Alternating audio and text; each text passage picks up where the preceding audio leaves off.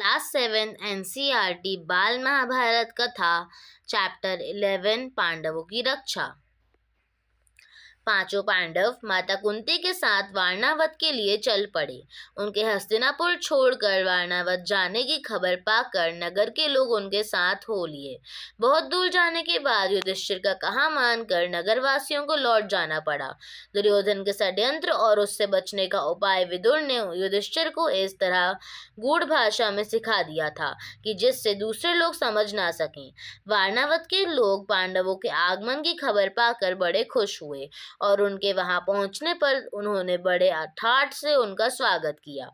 जब तक लाख का भवन बनकर तैयार हुआ, पांडव दूसरे घरों में रहते रहे, जहां पुरोचन ने पहले से ही उनके ठहरने का प्रबंध कर रखा था। लाख का भवन बनकर तैयार हो गया तो पुरोचन उन्हें उसमें ले गया। भवन में प्रवेश करते ही युधिष्ठिर ने उसे खूब ध्यान से देखा। विदुर की बातें उन्हें याद थी। ध्यान से देखने पर युधिष्ठिर को पता चल गया कि यह घर जल्दी आग पर लगने वाली चीजों से बना हुआ है।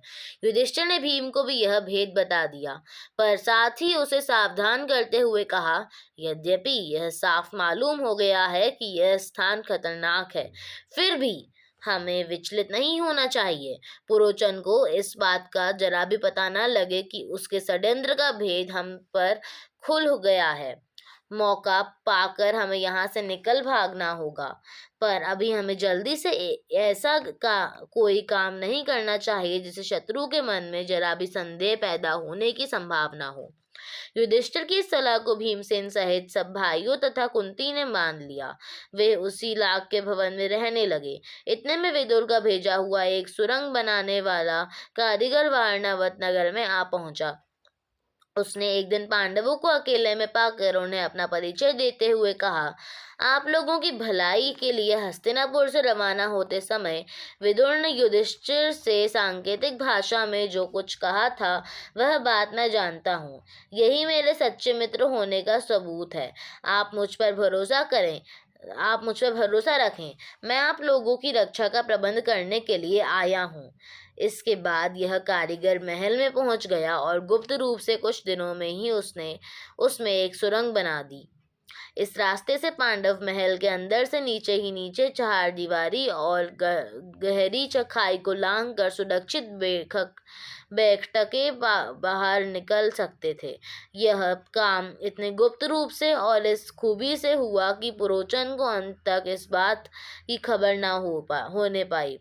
पुरोचन ने लाख के भवन के द्वार पर ही अपने रहने के लिए स्थान बनवा लिया था। इस कारण पांडवों को भी सारी रात हथियार लेकर चौकन्ने रहना पड़ा था।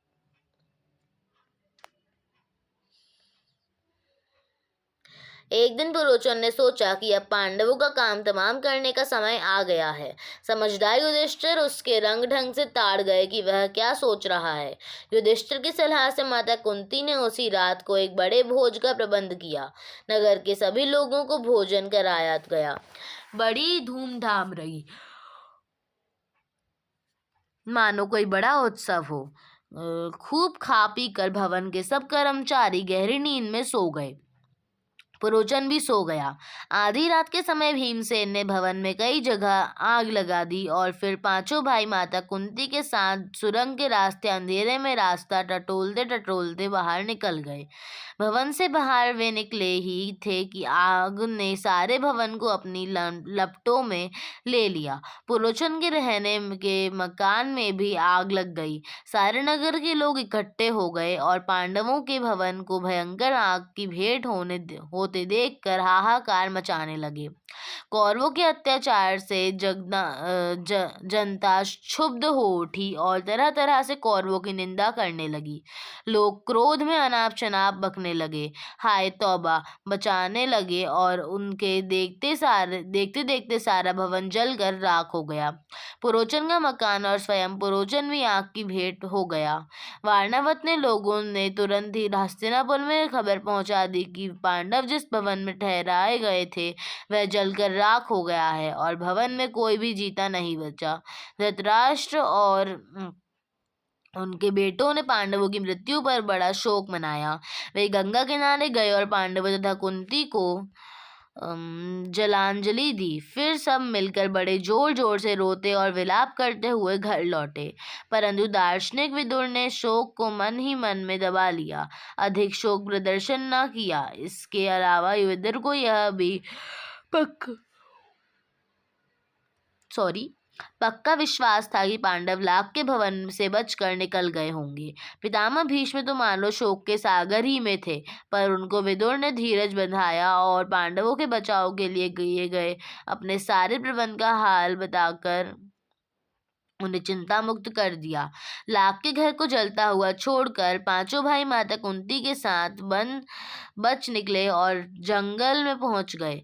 जंगल में पहुंचने पर भीमसेन ने देखा कि रात भर जगे होने तथा चिंता हो और भय से पीड़ित होने के कारण चारों भाई बहुत थके हुए हैं। माता कुंती की दशा तो बड़ी ही दयनीय थी, बेचारी थककर चूर हो गई थी। सो महाबली भीम ने माता को उठाकर अपने कंधे पर बैठा लिया और नकुल एवं सहदेव को कमर पर ले लिया।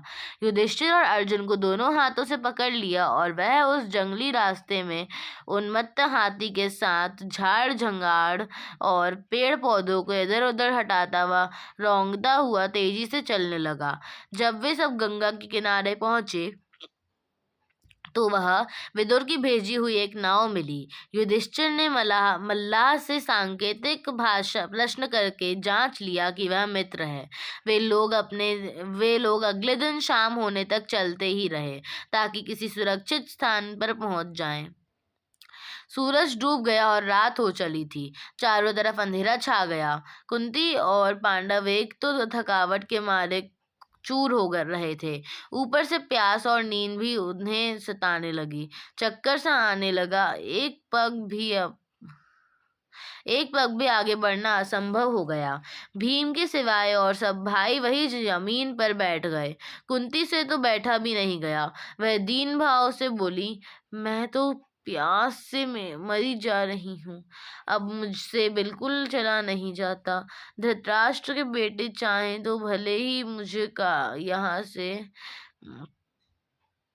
यहाँ से उठा ले जाएं, तो मैं तो यही पड़ी रहूंगी। यह कहकर कुंती वही जमीन पर गिरकर बेहोश हो गई। कि माता और भाइयों का यह हाल देखकर क्षोभ के मारे भीमसेन का हृदय दग्ध हो उठा। वह उस भयानक जंगल में भेदड़क घुस गया और इधर उधर घूम घूम कर उसने एक जलाशय का पता लगा ही लिया। उसने पानी लाकर माता व भाइयों की प्यास बुझाई। पानी पीकर चारों भाई और माता कुंती ऐसे सोए कि उन्हें अपनी सुध बुध तक न रही। अकेला भीमसेन मन ही मन कुछ सोचता हुआ चिंतित भाव से बैठा रहा। पांचों भाई माता कुंती के लिए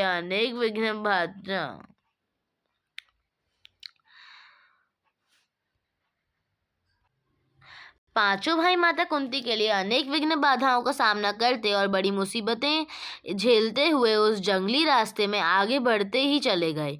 वे कभी माता को उठाकर तेज चलते, कभी थके मांदे बैठ जाते, कभी एक दूसरे से होड़ लगाकर रास्ता पार करते। वे ब्राह्मण ब्रह्मचारियों का वेश धरकर एक चक्रा नदी में जाकर एक ब्राह्मण के घर में रहने लगे। माता कुंती के साथ पांचों पांडव एक चक्रा नगरी में शिक्षा मांगकर अपने गुजर कर के दिन बिताने लगे। भिक्षा के लिए जब पांचों भाई निकल जाते तो कुंती का जी बड़ा बेचैन हो उठता था। वह बड़ी चिंता से उनकी बाट जोती रहती। उनके लौटने में जरा भी देर हो जाती तो कुंती के मन में तरह तरह की आशंकाएं उठने लगती थीं। पांचों भाई भिक्षा में जितना भोजन लाते, कुंती उसके 2 हिस्से कर देती। एक हिस्सा भीमसेन को देती और बाकी आधे में से 5 हिस्से करके चारों बेटों और खुद खा लेती थी। इस पर भी भीमसेन की भूख नहीं मिटती थी। हमेशा ही भूखा रहने के कारण वह दिन पर दिन दुबला होने लगा। भीमसेन का यह हाल देखकर कुंती और युधिष्ठिर बड़े चिंतित रहने लगे। थोड़े से भोजन से पेट न भरता था, सो भीमसेन ने एक कुम्हार से दोस्ती कर ली। उसने मिट्टी आदि खोदने में मदद करके उसको खुश कर दिया। कुम्हार भीम से बड़ा खुश हुआ और एक बड़ी भारी हांडी बनाकर उसको दी। भीम उसी हांडी को लेकर भिक्षा के लिए निकलने लगा। उसका विशाल शरीर और उसकी वह विलक्षण हांडी देखकर बच्चे तो हंसते हंसते लोटपोट हो जाते। एक दिन चारों भाई भिक्षा के लिए गए। अकेला भीमसेन ही माता कुंती के साथ घर पर रहा। इतने में ब्राह्मण के घर के भीतर से बिलक बिलक कर रोने की आवाज आई। अंदर जाकर देखा कि ब्राह्मण और उसकी पत्नी आंखों में आंसू भरे सिसकियां लेते हुए एक दूसरे से बातें कर रहे हैं। ब्राह्मण बड़े दुखी हृदय से अपनी पत्नी से कह रहा था, कितनी ही बार मैंने तुम्हें समझाया कि अंधेर नगरी को छोड़कर कहीं और चले जाएं, पर तुम नहीं मानी। यही हट करती रही कि यही मेरे बाप दादा का गांव है, यहीं रहूंगी। बोलो अब क्या कहती हो? अपनी बेटी की भी बलि कैसे चढ़ा दूं और पुत्र को कैसे काल कवलित होने दूं? यदि मैं शरीर त्यागता हूँ तो फिर इन अनाथ बच्चों का भरण पोषण कौन करेगा? हाय, मैं अब क्या करूं? और कुछ करने से तो अच्छा उपाय यही है कि सभी एक साथ मौत को गले लगा लें। यदि मैं शरीर त्यागता हूँ तो फिर इन अनाथ बच्चों का भरण पोषण कौन करेगा? हाय, अब मैं क्या करूं? और कुछ करने से तो अच्छा उपाय यह है कि सभी एक साथ मौत को गले लगा लें, यही अच्छा होगा। कहते कहते ब्राह्मण सिसक सिसक कर रो पड़ा। ब्राह्मण की पत्नी रोती रोती बोली, प्राणनाथ, मुझे मरने का कोई दुख नहीं है। मेरी मृत्यु के बाद आप चाहें तो दूसरी पत्नी ला सकती हैं। अब मुझे प्रसन्नता पूर्वक आज्ञा दें ताकि मैं राक्षस भोजन बनूं। पत्नी की यह व्यथा भरी बातें सुनकर ब्राह्मण से ना रहा गया। वह बोला, प्रिय, मुझसे बड़ा दुरात्मा और पापी कौन होगा जो तुम्हें राक्षस की बलि चढ़ा दे और खुद जीवित रहे? माता पिता को इस तरह बातें करते देख ब्राह्मण की बेटी से ना रहा गया। उसने करुण स्वर से कहा, पिताजी, अच्छा तो यह है कि राक्षस के पास आप मुझे भेज दें। सबको इस तरह रोते देखकर ब्राह्मण का नन्हा सा बालक पास में पड़ी हुई सूखी लकड़ी हाथ में लेकर घुमाता हुआ बोला, उस राक्षस को तो मैं ही इस लकड़ी से इस तरह जोर से मार डालूंगा। कुंती खड़ी खड़ी यह सब देख रही थी। अपनी बात कहने का उसने ठीक मौका देखा। वह बोली, हे ब्राह्मण, क्या आप कृपा करके मुझे बता सकते हैं कि आप लोगों के इस असमय दुख का कारण क्या है? ब्राह्मण ने कहा, देवी सुनिए, इस नगरी के समीप एक गुफा है जिसमें बक नामक एक बड़ा अत्याचारी राक्षस रहता है। पिछले 13 वर्षों से यह इस नगरी के लोगों पर वह बड़े जुल्म ढा रहा है। इस देश का राजा तो वेत्रकीय नाम के महल में रहता है। इतना निकम्मा है कि प्रजा को राक्षस के अत्याचार से बचा नहीं रहा है। इससे घबराकर नगर के लोगों ने मिलकर उससे बड़ी अनुनय विनय की कोई न कोई नियम बना ली। बकासुर ने लोगों की यह बात मान ली और तब से इस समझौते के अनुसार यह नियम बना हुआ है कि लोग बारी बारी से एक एक आदमी और खाने की चीजें पर सप्ताह उसे पहुंचा दिया करते हैं। इस सप्ताह में उस राक्षस की खाने के लिए आदमी और भोजन भेजने की हमारी बारी है। अब तो मैंने यही सोचा है कि सबको साथ लेकर ही राक्षस के पास चला जाऊंगा। आपने पूछा सो आपको बता दिया। इस कष्ट को दूर करना तो आपके बस में भी नहीं है। ब्राह्मण की बात का कोई उत्तर देने से पहले कुंती ने भीमसेन से सलाह की। उसने लौटकर कहा, विप्रवर, आप इस बात की चिंता छोड़ दें। मेरे 5 बेटे हैं, उनमें से एक आज राक्षस के पास भोजन लेकर चला जाएगा। सुनकर ब्राह्मण चौंक पड़ा और बोला, आप भी कैसी बात कहती हैं? आप हमारी अतिथि हैं, हमारे घर में आश्रय लिए हुए हैं। आपके बेटे को मौत के मुंह में मैं भेजूं, ये कहाँ का न्याय है? मुझसे यह नहीं हो सकता। कुंती को डर था कि यदि यह बात फैल गई तो दुर्योधन और उनके साथियों को पता चल जाएगा कि पांडव एक चक्रा नगरी में छिपे हुए हैं। इसलिए उसने ब्राह्मण से इस बात को गुप्त रखने का आग्रह किया था। कुंती ने जब भीमसेन को बताया कि उसे बकासुर के पास भोजन सामग्री लेकर जाना होगा तो युधिष्ठिर खींच उठे और बोले, यह तुम कैसा दुस्साहस करने चली हो माँ? युधिष्ठिर की इन कड़ी बातों का उत्तर देते हुए कुंती बोली, युधिष्ठिर इस ब्राह्मण के घर में हमने कई दिन आराम से बिताए हैं।